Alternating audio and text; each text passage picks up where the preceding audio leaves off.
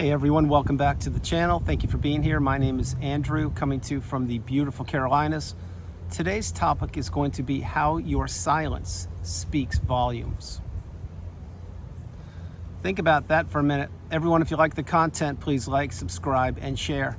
So this is going to be another video in the playlist that I've created on silence. More and more people are wanting to learn to know how to master their silence because they have been in a narcissistic relationship and they were silenced, but they don't know how to use their silence as a superpower. I'll jump right in. So when you were in the narcissistic relationship, again, as I mentioned, you were silenced. You did not have a voice. You were losing or you lost your identity. You became a shell of yourself. You became an extension of the narcissist, and you were doing what they wanted, when they wanted you to do it, and with whom. Or you weren't doing anything unless they wanted you to do it, because you were subservient to the narcissist. You were being groomed and manipulated and tricked and trapped. And you entered that relationship thinking that the person you fell in love with, perhaps, or entered the relationship with, was a kind, like-minded, stable, healthy person. Nothing, and I mean nothing, could have been further from the truth. This person was wearing a mask, most likely, and they manipulated you into that relationship because they looked at you as an opportunity, and they looked at you as someone who could catapult them through life for a period of time. Maybe it was a week, a month, a year, a decade, 30 years, who knows? But the narcissist knew what they were doing when they met you. They did their homework all about you. They researched you. They did the reconnaissance, and they said, yes, you will do. And then they entered the relationship, and they probably gave you a big dose of the love bomb / euphoric stage when everything is puppies and rainbows and unicorns and butterflies, and you're on that roller coaster high of emotions because the person that you fell in love with or entered the relationship with was saying all of the right things, doing all of the right things. They were like-minded back then, but remember, they were manipulating you, and they were getting you to put your guard down, and they were learning about your hopes, your dreams, your aspirations, and you overshared. I can assure you, you did that. And you believed in this person, that they were who they said they were. Keep in mind, again, you didn't know what narcissism was. You didn't know it was prevalent on the planet. You weren't taught this in school. So you didn't know that other people on the planet could actually wear a mask and manipulate other people. That's what the narcissist does in a nutshell. But back then, when you entered the relationship, and let's say you're now tethered down to them, perhaps you got married or relocated or went into business with them, etc., had children.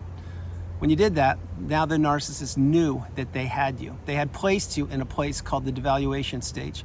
They had placed you in the trauma bond, and they wanted to keep you there and capture you for the length of that relationship. As long as you would tolerate their poor behavior, they would keep you there.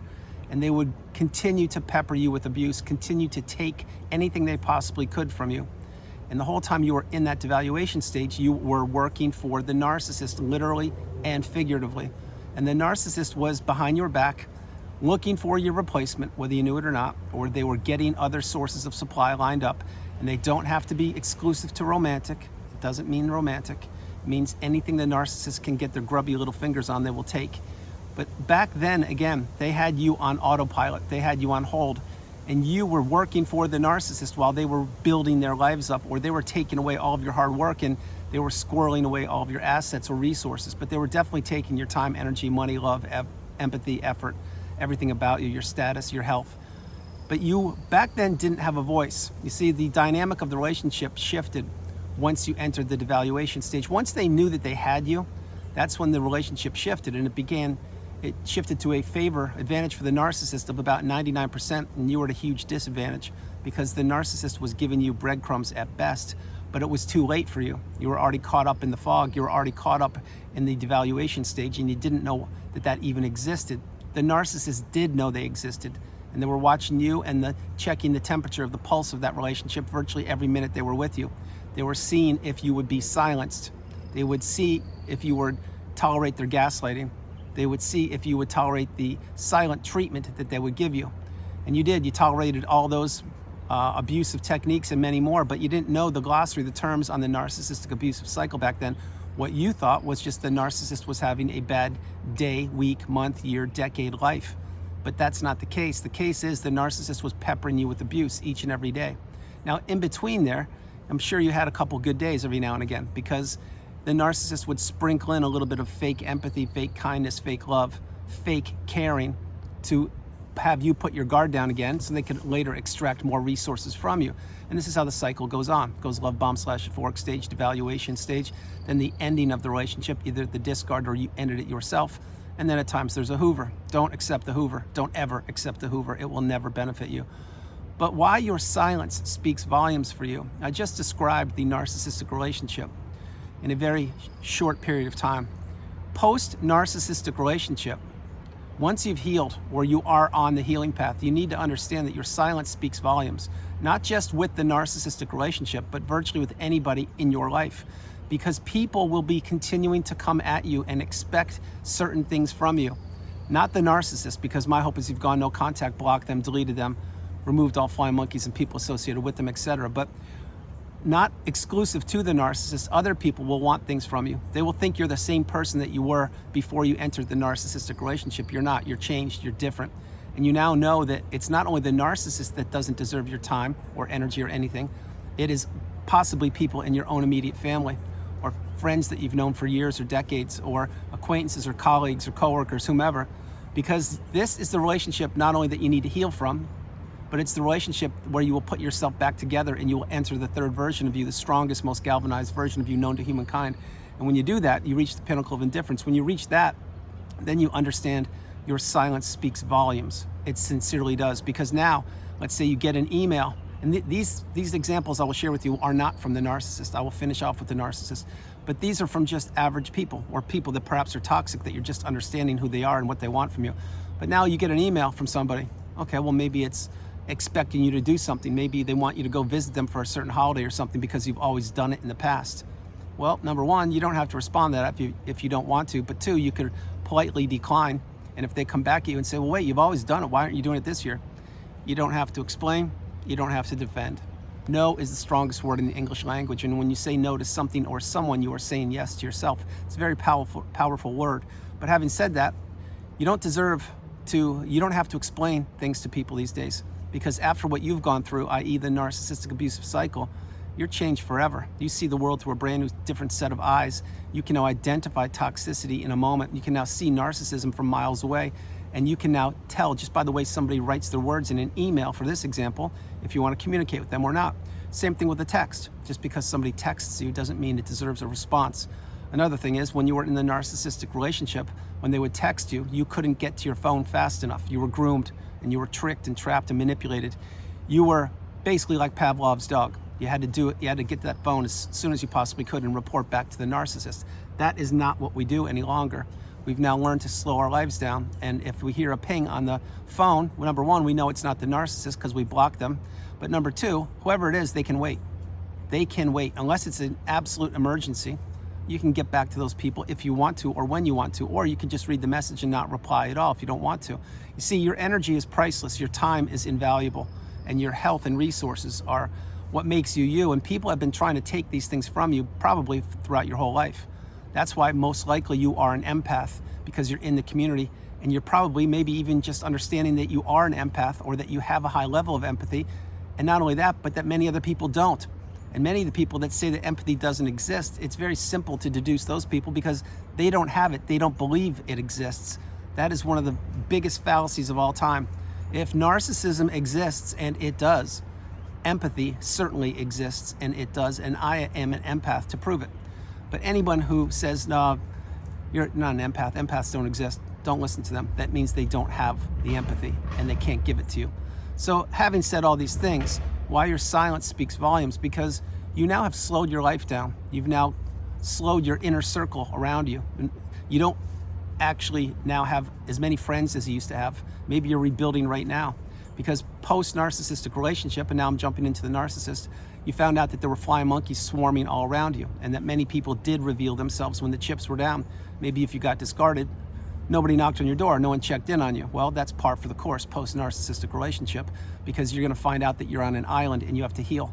And you have to really slow everything down, process what happened, discover what narcissism is, continue to learn the terms and definitions in the glossary on the narcissistic abusive cycle, understand that you were in the relationship for a period of time, there was no other way. Practice radical acceptance, which means knowing that wherever you are right now is exactly where you're meant to be, and that you can't change the past. The past is just that, the past. The past isn't what you once thought it was. The past is what it was. So those are two parts. The next part is you can't be living in the future. You can't be predicting the future, wondering the what ifs. Is the narcissist doing that? Is this person going to be here? Is that person doing that? If you're doing that, you are not living your life. You are living the endless possibilities of another's life. And if you're doing that, you're still stuck. That is why I suggest so frequently on the channel, you need to take the lifelong learning lessons from the past. You need to not predict the future, and you need to live in the present moment, in the here and the now. That's where the abundance happens. That's where the doors of opportunities happen. That's where the doors of abundance happens. That's where your new life begins. It begins when you go no contact with all the toxicity in your life. You don't look back. You don't explain or defend. You don't think of the old days, whatever they were. They're all gone. Everything's gone. Nobody is guaranteed to be here today, and certainly nobody's guaranteed to be here tomorrow. That's why you need to live in the present moment. But if you haven't healed yet, or you are just beginning the healing path, understand that the narcissistic relationship took you super high and it dropped you super low, and you were taken advantage of. But that was a relationship that you had to go through. There was no other way, because probably you were a people pleaser, you were a yes person, you couldn't say no, the strongest word in the English language, and you most likely didn't have boundaries. And the narcissist knew all of this, and they also knew that they had something that they wanted to take from you. I've already mentioned what the resources are and or were. But all these things, they now equate to you being on the healing path and to vibrating on such a higher level. And you understand that peace, serenity, calmness, abundance, the flow state, your natural high vibrational energy state, that's the path. The path is people, if they want to get close to you now, they have to jump through hoops to get to you. And if you want to enter a relationship with them, they have to prove themselves first. In other words, if you put a boundary up and this new potential romantic interest or friend is not adhering to the boundary, well, it's hasta la vista. Don't need to be spending time with you because you've already shown me who you are. Now, I'm not saying look at every individual on the planet as a narcissist, or walking around on the globe searching for narcissism. That's not what I do, and my hope is it's not what you do. My hope is that you're focusing on yourself, and if your path crosses somebody who is like-minded or you're interested in striking up a relationship with, go for it. But don't dive in head first, and do not overshare, and do not expect certain people to be like-minded until they prove themselves, because anybody can say anything they want to. Actions speak louder than words. We learned that in the narcissistic relationship. The narcissist would tell us A, B, and C, and they would do X, Y, and Z. That's why they gaslight people.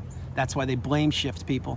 That's why they triangulate people. That's why they use the smear campaign. That's why they give you the silent treatment, because the narcissist is a child in their tiny little pea brain, and they've never fully developed or grown up, and they think that people are going to believe in the false narrative of the mask for the rest of their lives. And unfortunately, the last part is probably true, because each and every day people are being born on the planet, and if they aren't taught Narcissism 101 in school, they don't know what the narcissist is. And that's why the narcissist goes on from person to person and place to place, relationship to relationship, because they're looking for either A, recycled source of supply, B, a new shiny object, someone who doesn't know about narcissism, or C, somebody that they can manipulate and hoodwink and just take as much as they possibly can from them, or you can interchange all three of those.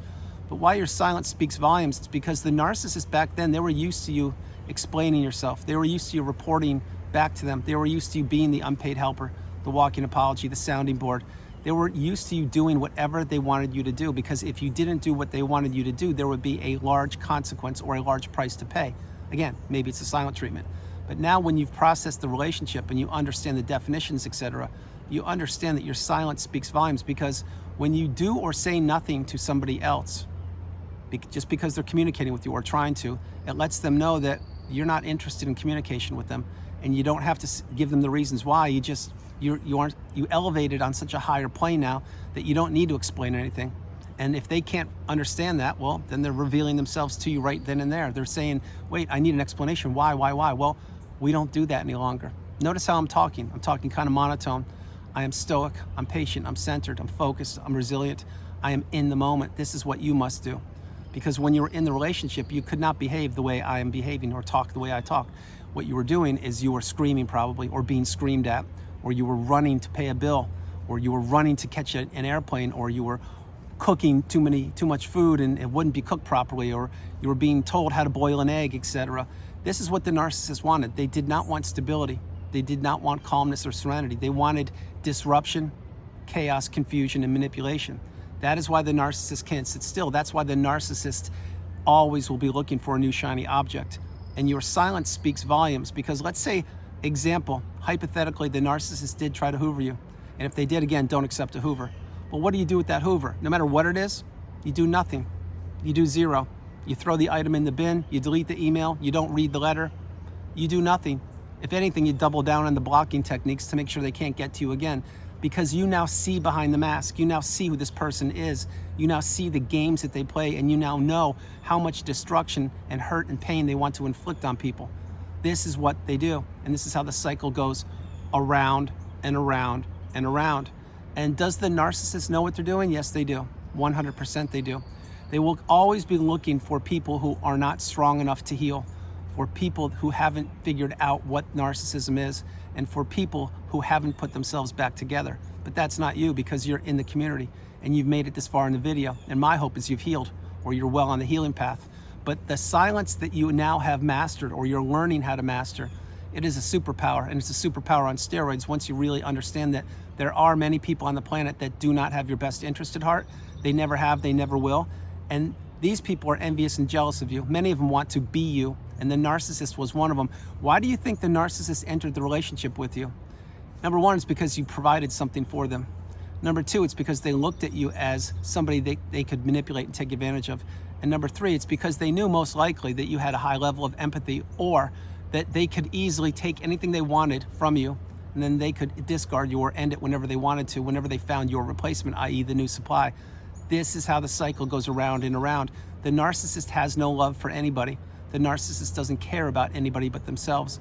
And the narcissist is stuck in that low vibrational quagmire state, the state below your shoe. It is so low, it vibrates lower than a piece of dirt. Now, I don't say that lightly, it's a fact, because they know that. What they want to do is capture you and your beautiful, bright, shining light, where you thrive and you exist way high up in the sky, higher than the sun. They want to capture that, steal it for a period of time, and keep you trapped in the narcissistic fog where they exist. And they want to trade spaces with you. They want to have your pain be their fuel. They want to have your discomfort be their energy. And they want to disrupt your energy because it gives them negative supply, which is supply to them. The narcissist likes any kind of supply, negative or positive. They don't care. But if they have the ability to capture a beautiful, bright, shining light like yourself, maybe even an empath, and take as much from you as they can for a period of time, and then discard you, and then hope you never heal, this is what they want to do. They want to inflict as much damage on anybody as they possibly can. So that's why your silence speaks volumes. Post-narcissistic relationship, before I close the video out, you've been through so many challenges in your life, and I can assure you at the top of that list is the narcissistic relationship. You made it, you're out, you're healing, you're moving forward, you're working on yourself, you're learning, you're growing, you're teaching if you can. You are becoming awakened and aware, and you understand that that relationship almost sincerely took you down for the count, but it didn't, because you're here. With this newfound superpower, you need to master your silence. Your silence will do all of the talking for you, and your lack of communication with certain people will also do all the talking for you. One more thing, remember, everybody on the planet, not only do they reveal themselves in time, but everyone on the planet, or many people on the planet, I should say, they are not who they appear to be. Not just the narcissist, I'm talking other people.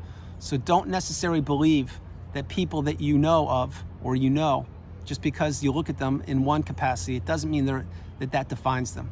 Many people are hiding other things, and I hope you can read between the lines there, because it's not just the narcissist. There are many other people who act like they are one person when in fact they're somebody different, and it's not just the narcissist. So that's why I'm sharing with you, have boundaries. Do not be a people pleaser. Do not overshare. Use your silence as a superpower, and let your silence speak volumes for you. Everyone, that's the video. I hope you liked it. I loved doing it from the beautiful Carolinas. This is Andrew. Namaste. Have a great afternoon, evening, or morning, no matter where you are on the planet. You are not alone. God bless you all. You are not alone. Remember that. Your silence is golden. Your silence is powerful. Your silence is strong. Your silence is a superpower. Utilize it. Begin now. If not now, when? Understand that this now is a superpower on steroids. Once you've come through the cycle and you've healed properly, you are now a changed person forever. You can't go back to the person you were before you met the narcissist.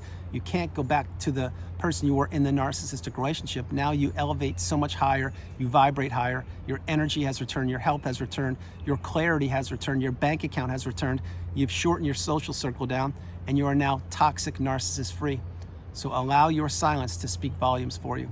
I love you all, God bless you, and I will talk to you tomorrow. All right. Bye, everybody.